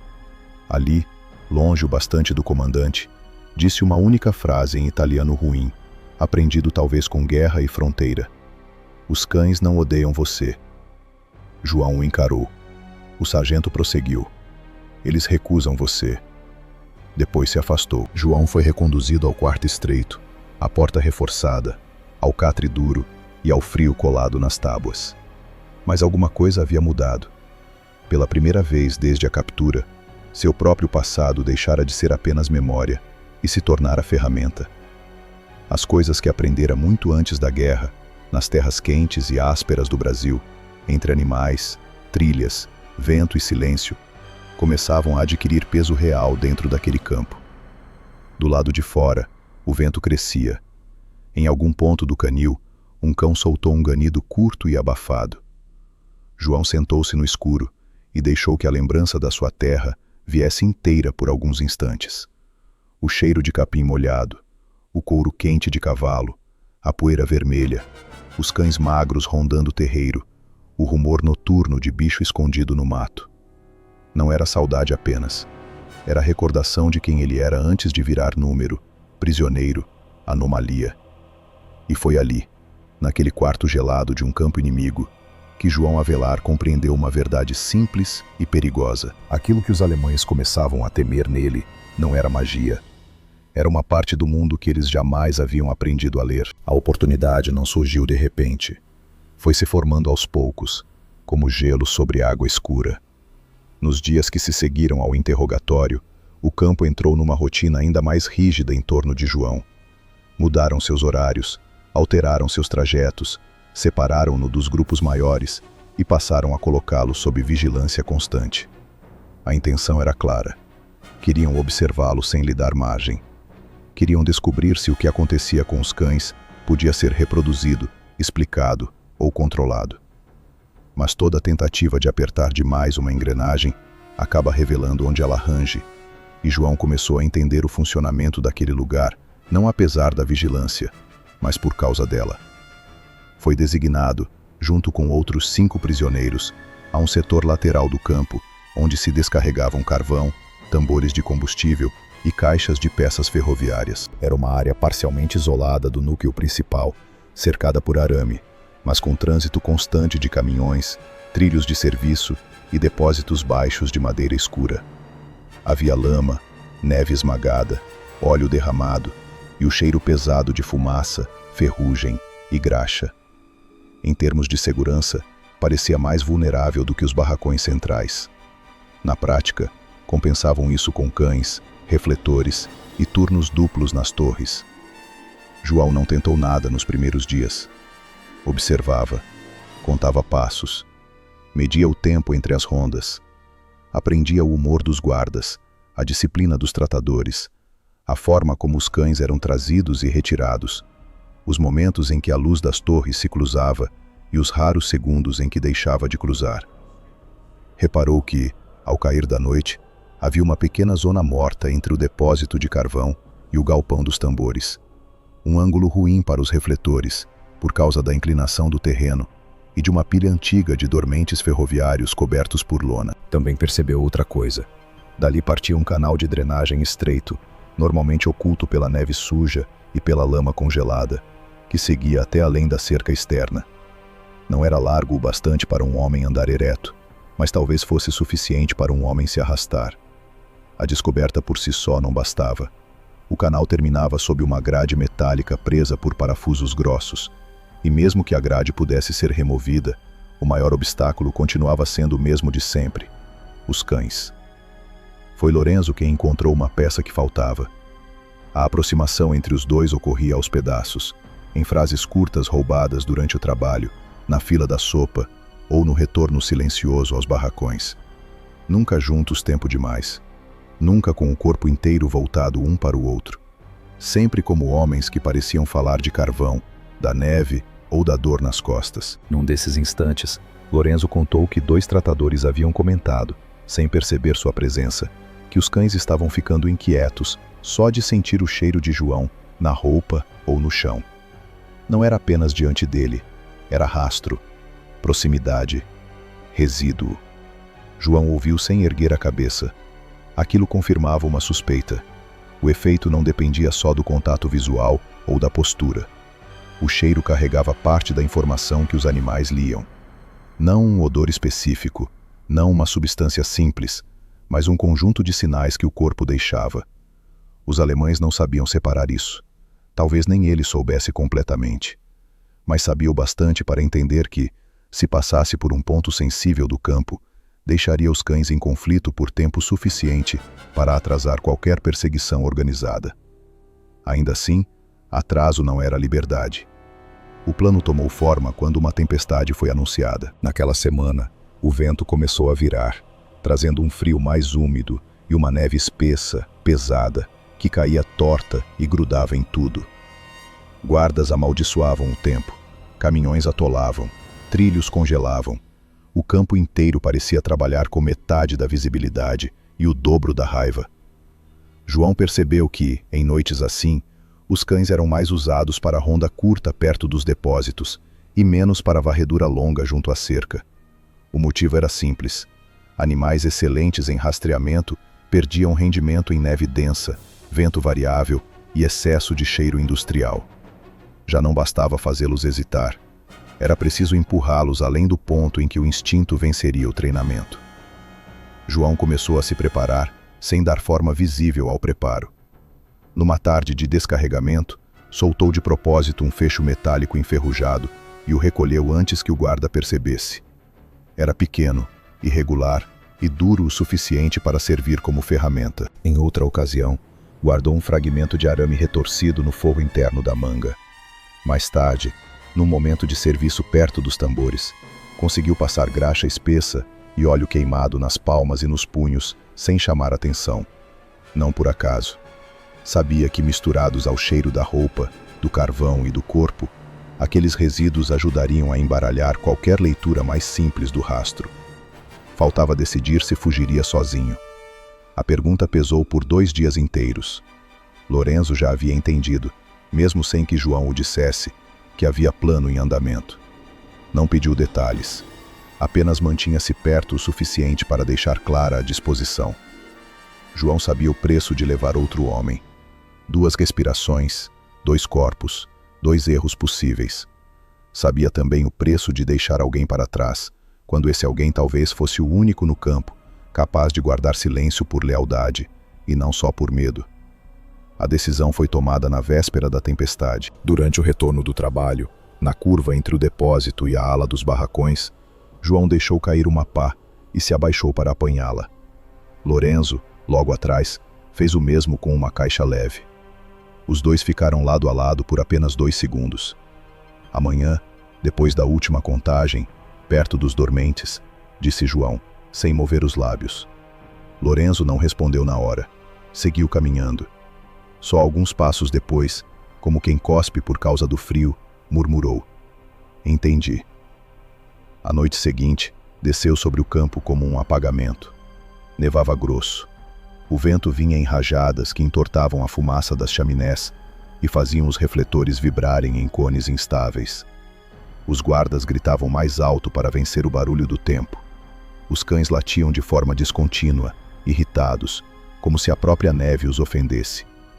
O chão já não era terra, nem lama, nem gelo, mas uma mistura traiçoeira dos 3. João passou o dia inteiro economizando energia. Comeu tudo o que recebeu, por mínimo que fosse. Poupou a perna ferida, respirou devagar. Esperou. Quando chegou a última contagem, o campo inteiro se reuniu no pátio sob a neve oblíqua. Os homens se encolhiam dentro dos casacos gastos, as cabeças baixas, os rostos quase sem feição sob o branco que se acumulava. Os cães foram trazidos, mas estavam nervosos demais. 2 latiam para o vento, outro puxava a guia sem foco definido, e o quarto não parava de erguer o focinho, tentando separar os cheiros do campo daquele caos gelado. João ficou imóvel no seu lugar. Não olhou para eles. Terminada a contagem, os grupos começaram a se dispersar. Era o momento mais arriscado. Nem ainda recolhidos, nem já trancados. Um breve intervalo de fluxo desorganizado, no qual a rotina dependia da crença de que ninguém teria força, coragem ou loucura suficientes para testar a cerca sob aquele tempo. João deixou que 2 homens passassem à frente, retardou um passo, depois outro, até cair numa posição lateral da fila. Quando um guarda virou o rosto para berrar com um francês que tropeçara, João deslizou para trás da pilha de dormentes cobertos por lona. Tudo aconteceu em silêncio, absorvido pelo vento e pela neve. Lorenzo já estava lá. A escuridão entre os dormentes era quase total, mas João reconheceu o contorno do corpo encolhido, a respiração curta, o tremor contido nas mãos. Não havia espaço para palavras longas. João apenas tocou o braço dele uma vez, sinal de que ainda era possível seguir. Lorenzo assentiu. Os 2 se lançaram ao chão e começaram a avançar por baixo da lona, entre madeira úmida, gelo e cheiro de creosoto. Do outro lado da pilha estava a pequena zona cega dos refletores.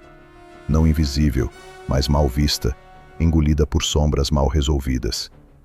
João guiou Lorenzo até o canal de drenagem, quase escondido sob neve e lama negra.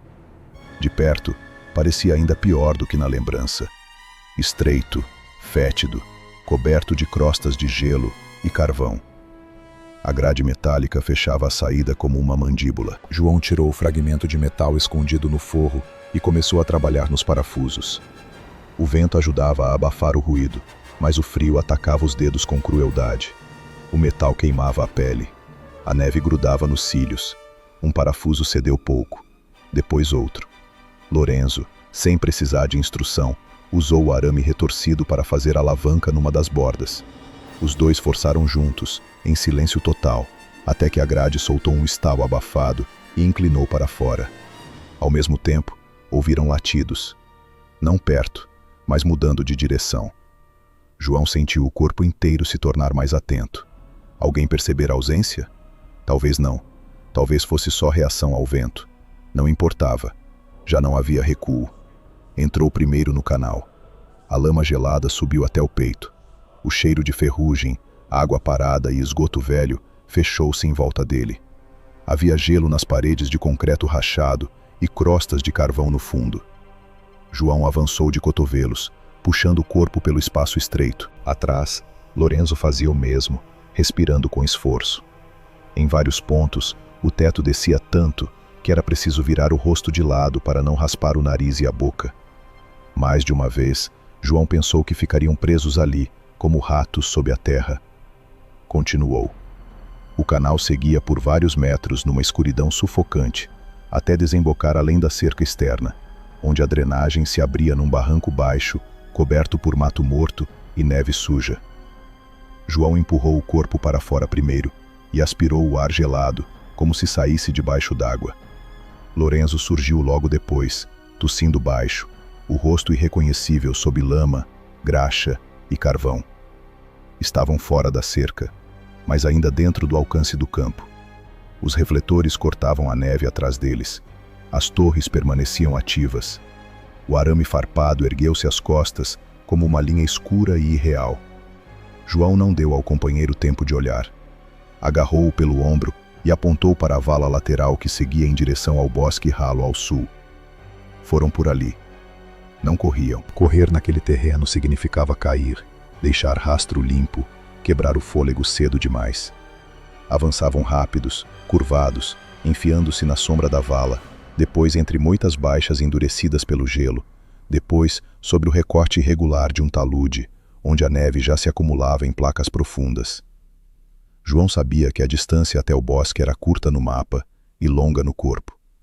Cada metro ainda podia ser vencido por um refletor bem posicionado, por uma sentinela atenta ou por um cão que superasse a recusa. Os latidos aumentaram. Desta vez, sem dúvida alguma, vinham do campo. Gritos ecoaram atrás das torres. Um apito cortou o vento, depois outro. A fuga fora descoberta. Lorenzo escorregou numa placa de gelo e caiu de lado, afundando até a coxa numa vala encoberta. João o puxou pelo casaco com violência seca. Não havia tempo para dor, nem para desculpa. Os dois retomaram o avanço, entrando por fim na orla do bosque. Ali, o mundo mudou de textura. As árvores interrompiam parte do vento. A neve ficava mais irregular, marcada por raízes escondidas, folhas mortas, troncos partidos e manchas de gelo liso. O campo seguia visível por trechos entre os galhos, uma massa de luz branca e sombras duras ao longe. Os cães latiam, mas já não com unidade. Havia desordem na cadência, hesitação. João não podia vê-los, mas podia imaginá-los, excitados pela fuga, empurrados pelos tratadores e, ao mesmo tempo, perturbados pelo rastro que conduzia a ele. Seguiram para o sul, desviando sempre que possível de áreas abertas. João escolheu o caminho como se lesse uma língua antiga sob a neve.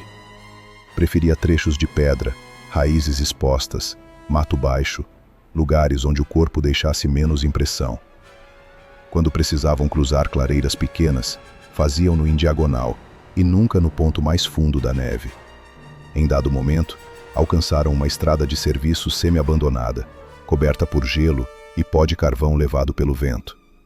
João a usou por alguns metros e depois a abandonou. Estrada ajuda pés e trai fugitivos. Os gritos atrás deles diminuíram, os latidos também. Mas então veio o tiro. Passou alto, talvez cego, talvez só aviso. Depois um segundo tiro estalou entre as árvores, mais perto. Lorenzo baixou o corpo por reflexo.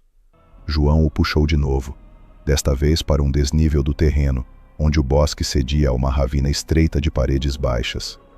Desceram escorregando. No fundo da ravina corria um fio d'água, quase todo encoberto por gelo quebradiço. João parou ali pela primeira vez. Ajoelhou-se, mergulhou as mãos na água e esfregou lama, graxa e neve nas calças, nas botas e nos pulsos. Fez sinal para que Lorenzo o imitasse. O italiano entendeu. Em poucos segundos, ambos estavam molhados até os joelhos, impregnados por água escura e cheiro de terra podre. Não apagaria o rastro, mas o tornaria mais difícil, sobretudo para cães já perturbados. Continuaram pela ravina por um longo trecho, avançando dentro e fora do filete de água, pisando onde havia pedra, evitando margens macias. Em vários pontos, o gelo cedia com estalos perigosos. O frio subia pelas pernas como faca lenta, mas a ravina oferecia cobertura e confundia a direção. Muito depois, quando o campo já não podia mais ser visto entre as árvores, João permitiu a si mesmo reduzir o passo. Lorenzo estava quase sem fôlego. Tremia dos pés à cabeça, de frio e exaustão, mas mantinha-se de pé. Seus olhos, fundos e acesos, buscavam em João a confirmação de uma coisa que talvez ainda não ousasse admitir. "Saímos?" sussurrou. João olhou para trás. Ao longe, muito ao longe, o céu baixo ainda guardava um reflexo pálido vindo dos refletores do campo. E entre o vento e a neve, parecia haver, de tempos em tempos, um eco de latido, já fraco demais para orientar homem algum. "Do campo, sim", ele respondeu. Lorenzo respirou fundo, como se só então tivesse permissão para sentir o peso da frase. João, porém, não compartilhou do alívio. Sabia que fugir da cerca era apenas a primeira porta. Atrás vinham outras: frio, fome, distância, patrulhas, estradas controladas, aldeias hostis, a própria guerra espalhada sobre a Itália como um incêndio irregular. Ainda assim, havia uma diferença essencial entre a morte do lado de dentro e a morte do lado de fora. Do lado de fora, pelo menos, o homem voltava a disputar. A neve continuava caindo. João ergueu o rosto por um instante e deixou que o branco lhe tocasse a pele enegrecida de carvão e lama. Sentia o coração bater com força, não de pânico, mas de presença absoluta. Cada nervo desperto, cada sentido aberto. A noite ao redor já não era a noite do campo. Era outra coisa, vasta, incerta e viva. Fez sinal para Lorenzo seguir. Os dois desapareceram mais fundo entre as árvores, levando consigo o frio, o cansaço e uma vantagem mínima, frágil, porém real. Atrás deles, pela primeira vez, os cães alemães não sabiam exatamente como avançar. A floresta os recebeu sem compaixão. Nas primeiras horas depois da fuga, João e Lorenzo seguiram sem trocar quase palavra, como se a noite exigisse de ambos uma economia absoluta de voz, de pensamento e até de esperança. O bosque ao sul do campo não era vasto como as matas que João conhecera no Brasil, mas naquela escuridão gelada parecia infinito. Troncos enegrecidos emergiam da neve como colunas queimadas. Galhos nus se entrelaçavam acima deles, riscando o céu num emaranhado que confundia distância e direção. O vento passava por ali com um som fino, insistente, quase humano às vezes, e o frio já não era apenas uma sensação. Era uma presença concreta, alojada na roupa molhada, nas mãos dormentes, na carne endurecida das pernas. João sabia que o primeiro inimigo não eram os alemães. Era o tempo. Homem faminto pode andar. Homem ferido pode improvisar. Homem perseguido pode suportar mais do que imagina. Mas homem molhado no inverno europeu, sem abrigo, sem fogo e sem reserva de calor, vira cadáver antes do amanhecer, se errar as decisões básicas. Por isso João não deixou que a fuga se transformasse em corrida cega. Reduziu o passo quando percebeu que Lorenzo já tropeçava mais do que andava e começou a procurar um lugar onde pudessem sobreviver à noite, antes de pensar em qualquer outra coisa. Encontrou o abrigo num desnível do terreno, sob um agrupamento de pinheiros tortos que cresciam rente a uma elevação rochosa.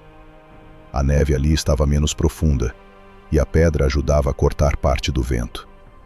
Não era uma caverna nem um refúgio de verdade, apenas um recuo seco o bastante para esconder dois homens curvados. João retirou galhos baixos, afastou a neve com as mãos e improvisou uma espécie de ninho áspero entre raízes, folhas mortas e ramos de pinheiro. Mandou que Lorenzo entrasse primeiro. O italiano mal protestou.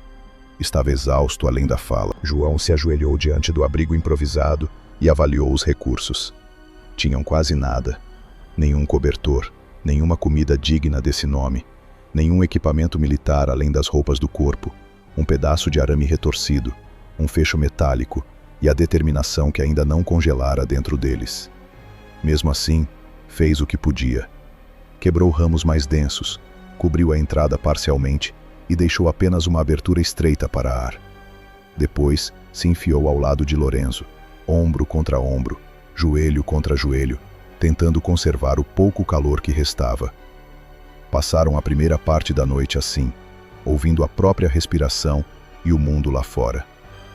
De vez em quando, surgia ao longe um latido isolado ou um estalo que poderia ser galho, gelo ou passo. Lorenzo tremia sem conseguir controlar o corpo. João o fez esfregar os braços, bater os pés no chão, mexer os dedos, ainda que doesse. Sono, naquela temperatura, era armadilha. Descansar demais era um tipo lento de entrega. Lorenzo murmurou, os dentes batendo, que achava que o pior havia ficado para trás. João demorou a responder. Não ficou. Só mudou de forma. O italiano soltou um som curto, que poderia ser riso se não fosse cansaço. Você sempre fala assim? Só quando estou certo. Não voltaram a conversar por um bom tempo. Quando uma claridade opaca começou a insinuar-se por trás das árvores, João saiu primeiro do abrigo. O céu estava pesado, uniforme, sem cor definida. A neve havia diminuído, mas o frio parecia ainda mais intenso, como se a madrugada tivesse concentrado no ar toda a crueldade da noite. O bosque estendia-se ao redor em ondulações de branco interrompidas por rocha, tronco escuro e sombra. O campo já não podia ser visto.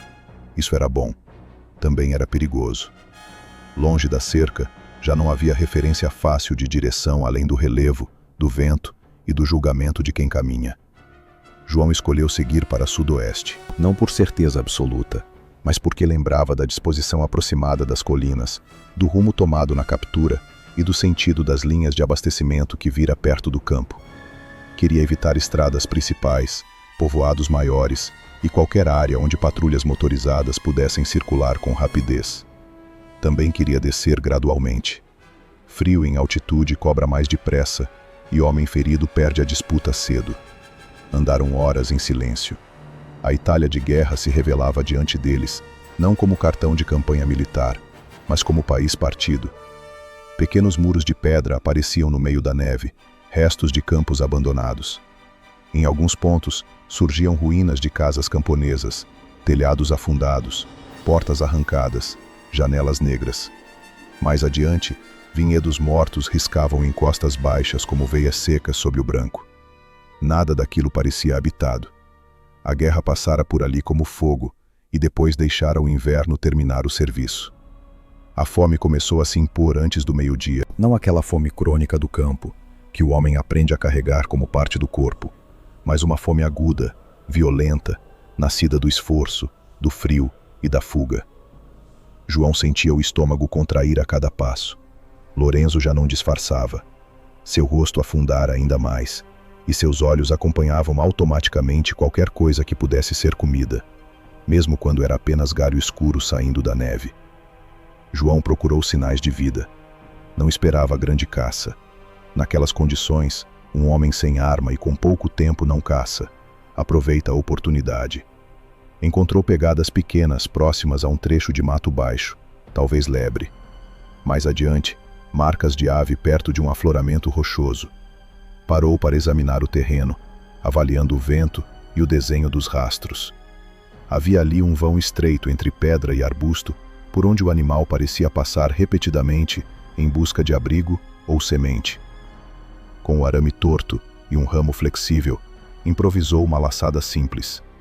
Lorenzo observava com atenção febril. "Isso funciona?" perguntou. "Às vezes. Às vezes é pouco. Pouco é mais do que nada."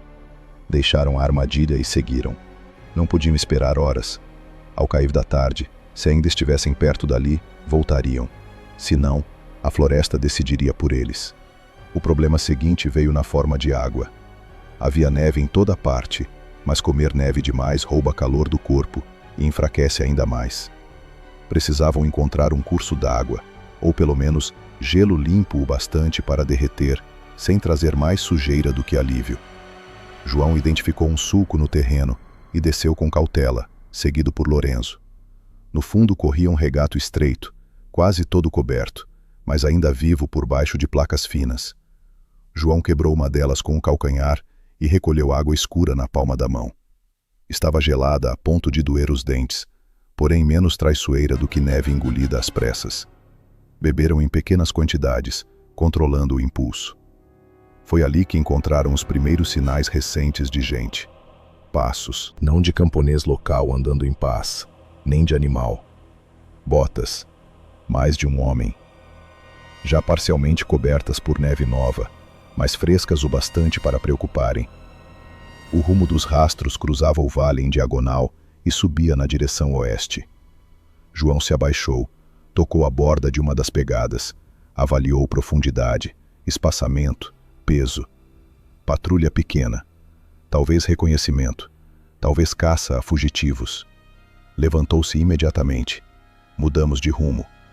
Lorenzo nem perguntou por quê. Já aprendera a reconhecer no rosto de João o momento em que uma decisão não comportava discussão.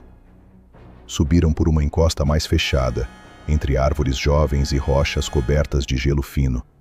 O esforço cobrou caro.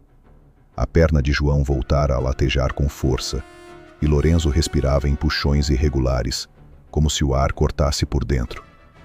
Mas afastaram-se dos rastros. Isso bastava por enquanto. No fim da tarde, quando a luz começou a morrer cedo demais, encontraram a armadilha. A laçada estava armada ainda, mas não vazia. Uma lebre pequena, meio branca, meio acinzentada, pendia torcida no arame, já dura pelo frio. Lorenzo soltou um palavrão tão baixo que pareceu oração. João retirou o animal com rapidez. Era pouco, mas naquele momento parecia riqueza. Não havia faca. Tiveram de trabalhar com o metal improvisado e com as mãos. Foi feio, demorado e bruto. João separou o que podia ser aproveitado ali e mandou que Lorenzo guardasse silêncio absoluto. Precisavam de fogo. Encontraram abrigo naquela noite num casebre de pedra meio desabado, escondido entre oliveiras mortas e muros baixos. Talvez tivesse sido depósito ou abrigo de ferramenta antes que a guerra varresse seus donos. Duas paredes ainda se mantinham de pé. Parte do teto resistia. Não era seguro nem confortável, mas quebrava o vento quase por completo. João juntou ramos secos guardados sob a pedra e tiras de madeira apodrecida. Com mais tempo e recurso, teria feito melhor. Com o que tinha, tentou fazer apenas o suficiente. O fogo nasceu pequeno, hesitante, quase sem chama. João o alimentou do modo mais contido possível, buscando brasa antes de luz, calor antes de claridade. A fumaça era pouca, e o cheiro da lebre assando em improviso pareceu ao mesmo tempo maravilhoso e cruel. Lorenzo olhava a carne como um homem olha uma visão religiosa. Quando finalmente comeram, foi quase sem mastigar, queimando dedos e boca, aceitando cada pedaço como se o corpo estivesse pronto para brigar por ele. Depois, pela primeira vez desde a fuga, o silêncio entre os dois não foi só cansaço. Era um silêncio diferente, mais humano. O fogo baixo lançava sombras curtas nas pedras. Lá fora, o vento passava pelos galhos das oliveiras secas. Lorenzo segurava um osso limpo entre os dedos e disse, sem olhar para João, que nunca imaginara estar comendo lebre roubada da neve ao lado de um brasileiro fugido de um campo alemão. João respondeu que também não imaginara terminar na Itália, ensinando um italiano a não morrer congelado. Lorenzo sorriu de verdade dessa vez, um sorriso rápido e gasto, que desapareceu quase no mesmo instante. Depois ficou sério. Se encontrarmos partisãs, talvez tenhamos chance. Talvez. E se encontrarmos alemães? João mexeu a brasa com um graveto. Então fazemos o possível, antes que eles façam o deles. Dormiram em turnos curtos. De madrugada, João acordou com um som distante e imediatamente soube que não era vento. Motor. Muito ao longe, mas real. Apagou a brasa com terra e neve, acordou Lorenzo e os dois saíram do abrigo ainda antes da primeira luz. Desceram por entre os muros e campos abandonados, evitando qualquer linha reta, qualquer área ampla, qualquer movimento que pudesse ser lido à distância. O motor apareceu depois, de fato, numa estrada secundária visível entre dois montes. Um caminhão militar seguindo devagar, acompanhado por dois homens a pé. Não os viram. João e Lorenzo permaneceram imóveis atrás de um terraço de pedra, até que o ruído se dissolvesse. Seguiram então para uma região mais acidentada. As colinas tornaram-se serras baixas. A neve alternava-se com trechos de terra dura e relva morta, onde o sol fraco conseguia romper por algum tempo. A mudança ajudava. Não aquecia de verdade, mas devolvia às pernas uma ilusão útil de mobilidade. Ao mesmo tempo, expunha mais. Em áreas menos cobertas, qualquer figura humana isolada podia ser vista de longe. João passou a escolher caminhos mais lentos, em troca de melhor ocultação. Lorenzo, embora exausto, já começava a entender o raciocínio sem precisar ouvir. No terceiro dia fora do campo, a guerra voltou a mostrar os dentes de outro modo. Não foi patrulha nem cão, foi aviação. Primeiro, ouviram um ronco alto vindo do sul, depois outro. João ergueu os olhos e viu, muito acima, aviões cortando o céu baixo. Não soube dizer de imediato se eram alemães ou aliados. Naquela altura, pouco importava. Onde há avião, pode haver ataque, vigilância, deslocamento de tropa, gente nervosa atirando no chão em qualquer coisa que se mexa. Mandou Lorenzo deitar-se junto a um muro de pedra parcialmente coberto por mato, e os dois esperaram, imóveis, até o som diminuir. Ao se levantarem, Lorenzo disse algo que João não entendeu bem. Repete. Eu disse que é estranho. O quê? Sobreviver ao campo e poder morrer esmagado por uma guerra que nem nos enxerga. João não respondeu. Havia verdade demais naquilo. Mais tarde, já perto do fim do dia, encontraram pegadas diferentes, pequenas, leves, não de patrulha, não de soldado. Passos cautelosos de alguém habituado a se esconder, joelho no chão em certo ponto, pausa prolongada atrás de um rochedo. João reconheceu imediatamente o tipo de movimento. Quem deixara aqueles sinais conhecia a perseguição. Fez sinal para Lorenzo parar. Os dois avançaram devagar até um bosque curto de castanheiros despidos, e foi ali, entre troncos cinzentos e folhas mortas presas no gelo, que João sentiu antes de ver a presença de alguém. Não era cão, não era tropa, era gente. Ele parou de propósito numa área visível o bastante para ser notado e ergueu as mãos apenas até a altura do peito, gesto de quem não quer parecer fraco nem ameaçador. Lorenzo o imitou, mais tenso. Durante alguns segundos, nada aconteceu. Então uma voz saiu de trás das árvores, em italiano rápido e duro. Lorenzo respondeu antes de João poder sequer tentar. Falou depressa, com a urgência de um homem que sabe que palavras podem ser disparadas como tiros. Disse que eram fugitivos, prisioneiros escapados, um italiano e um brasileiro, sem armas, sem intenção de entregar ninguém. Houve silêncio. Depois apareceu o cano de um fuzil. Depois o homem inteiro. Era magro, barbudo, coberto por peças de roupa civil e militar misturadas, com o rosto escurecido de frio e vida clandestina. Atrás dele surgiram outros dois. Um deles parecia quase menino. O terceiro era velho o bastante para ter olhos sem pressa. Nenhum baixou a arma. Lorenzo falou de novo, agora mais controlado. Explicou de onde vinham. Não disse tudo, disse apenas o necessário. Os homens se entreolharam. O mais velho fixou os olhos em João por vários segundos, como se avaliasse não apenas o corpo, mas a possibilidade de verdade dentro dele. Perguntou algo a Lorenzo. O italiano respondeu. Por fim, o velho fez um gesto curto com o fuzil. Venham. Não era acolhimento ainda, era teste. João e Lorenzo os seguiram morro acima, até um abrigo escavado sob pedra e madeira, escondido entre os castanheiros. Ali havia outros, poucos, mas suficientes para mudar o equilíbrio do mundo. Homens armados, cansados, vivos fora da ordem alemã. Partisãs, resistência.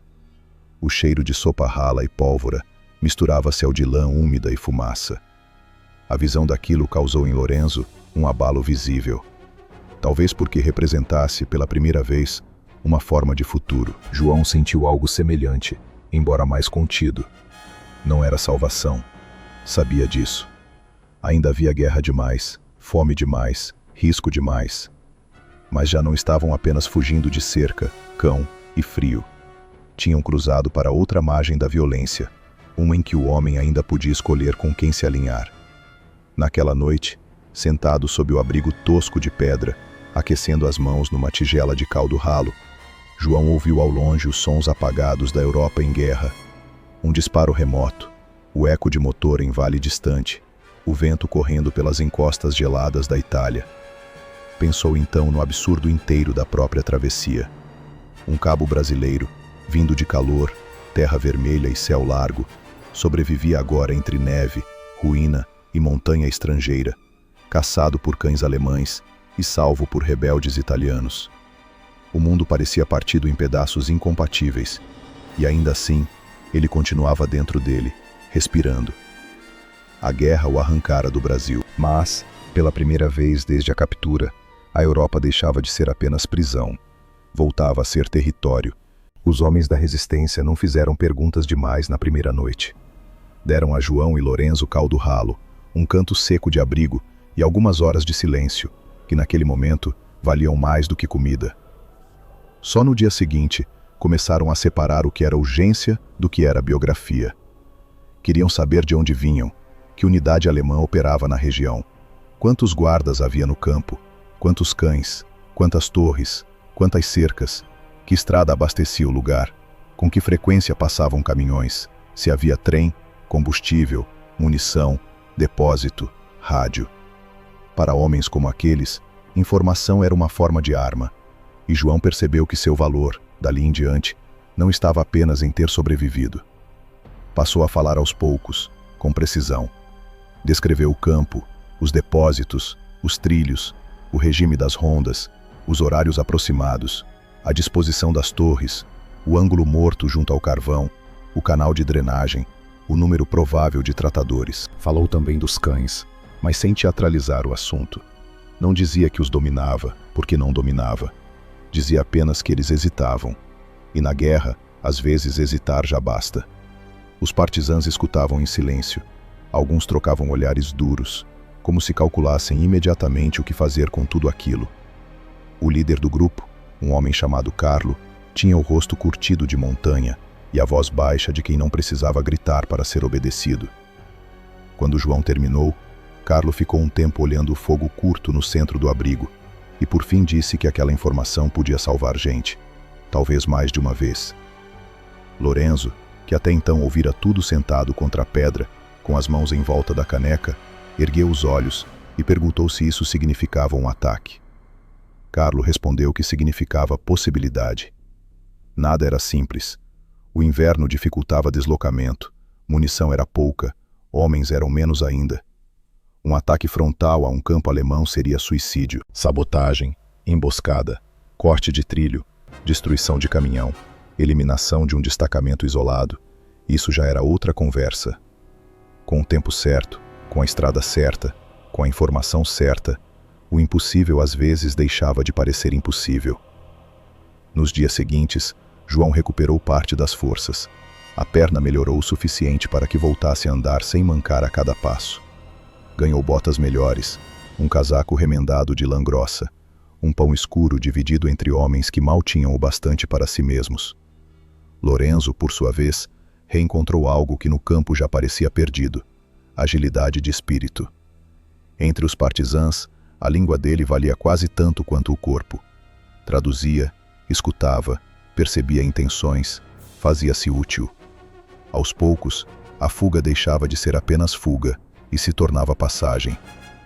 Mesmo assim, João não se iludia. Sabia que sobreviver ao campo e alcançar a resistência não era o fim de história nenhuma. Era só o ponto em que uma vida deixa de ser perseguida e volta a escolher o rumo da própria perseguição. A guerra continuava em toda parte. Havia soldados alemães nas estradas, artilharia nos vales, aviões no céu, informantes em vilarejos e morte suficiente para todos os lados. A diferença era que agora, João podia olhar para isso não como peça capturada, mas como homem em movimento. Foi numa tarde de céu baixo, uma semana depois da chegada ao abrigo, que Carlo o chamou para conversar a sós.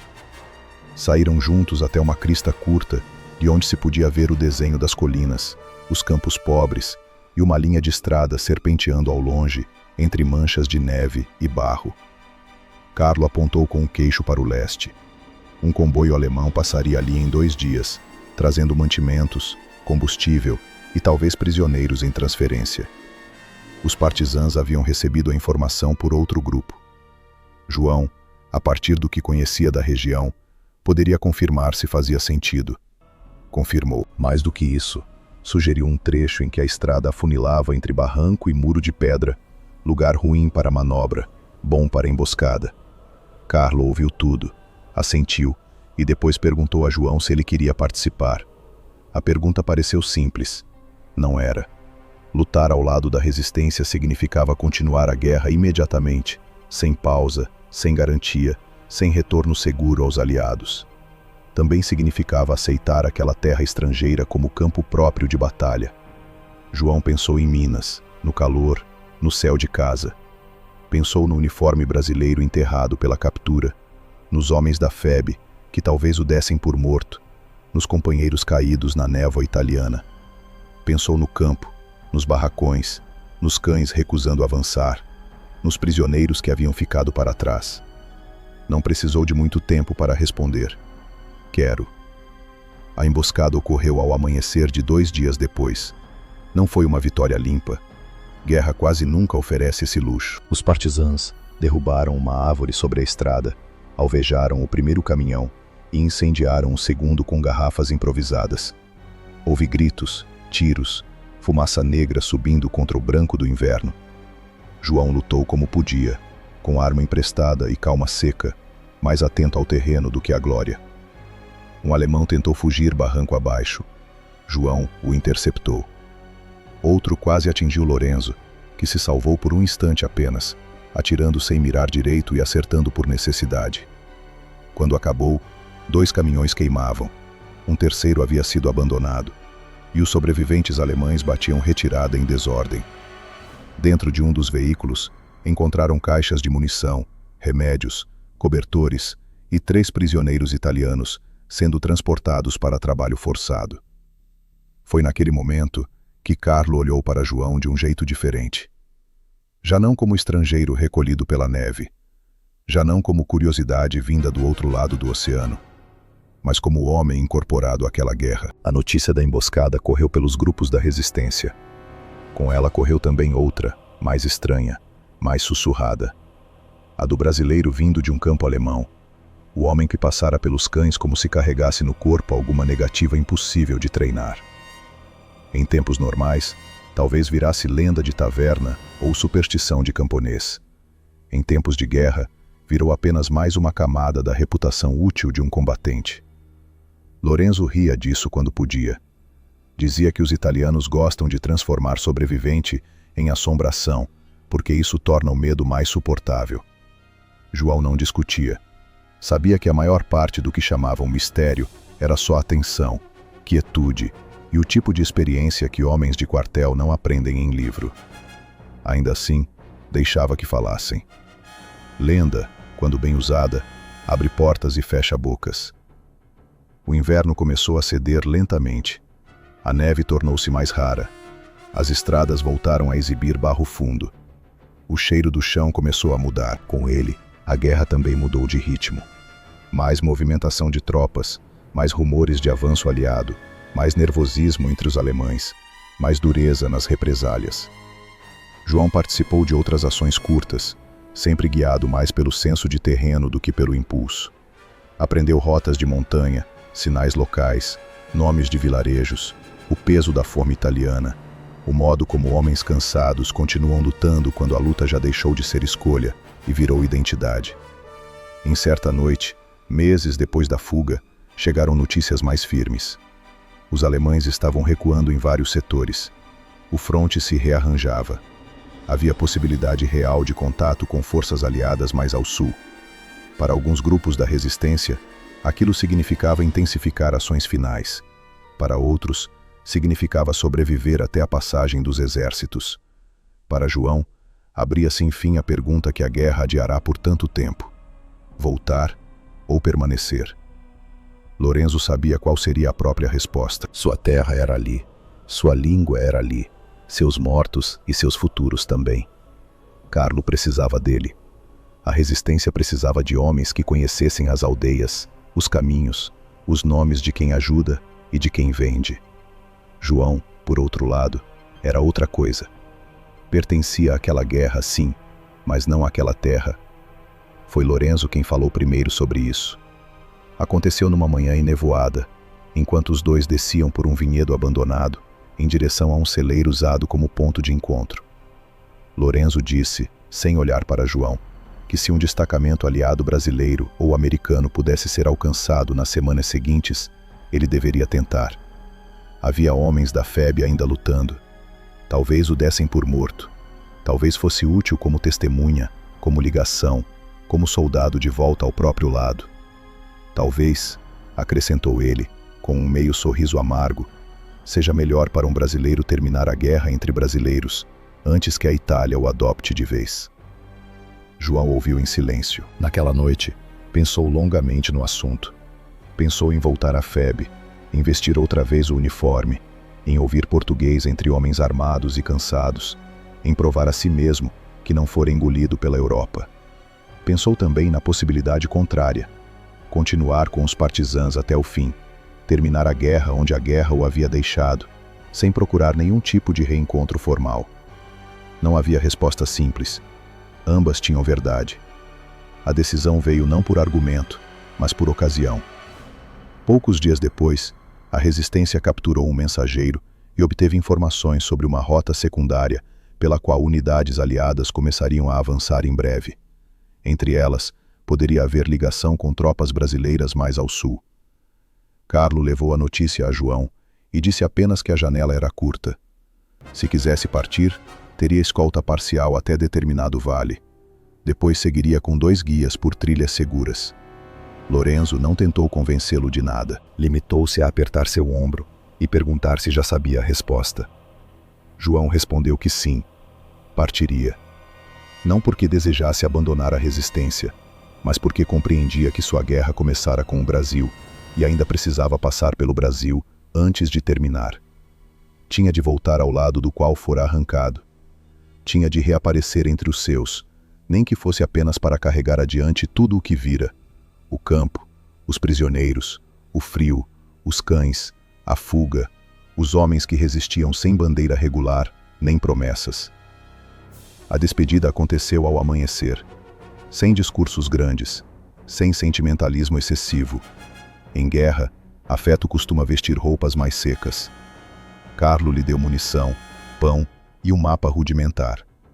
Lorenzo lhe entregou uma pequena medalha de santo, amassada e escurecida, dizendo que não acreditava muito nela, mas acreditava em insistência, e às vezes as duas coisas servem para o mesmo fim. João guardou a medalha sem rir. Depois, abraçou o italiano com força breve e verdadeira. Seguiu montanha abaixo com os 2 guias. Não olhou para trás de imediato. Só quando alcançou uma elevação de onde o abrigo dos partisãs já não podia ser visto, mas ainda podia ser imaginado entre castanheiros e pedra. Ficou ali por alguns segundos, sentindo no rosto o vento frio de uma Europa que quase o matara, e, no entanto, não conseguira quebrá-lo. Dias depois, exausto, mais magro do que um homem deveria ser, e carregando na barba e no olhar todo o inverno que atravessara, João Avelar finalmente alcançou posições aliadas. Demorou até acreditar inteiramente nele. Um prisioneiro brasileiro dado como desaparecido, reaparecido vindo das montanhas italianas, com histórias de campo alemão, resistência partisana e cães que se recusavam a tocá-lo, não era exatamente um relatório comum. Mas homens da FEB acabaram reconhecendo seu nome, sua unidade, pequenos detalhes que só um dos seus saberia. E, quando isso aconteceu, João sentiu pela primeira vez que o chão voltava a se alinhar debaixo dos pés. Não houve celebração grandiosa. A guerra ainda corria. Outros homens ainda morriam. Outros ainda estavam presos atrás de arame. Mas houve algo mais importante do que festa: reintegração. João voltou a existir oficialmente.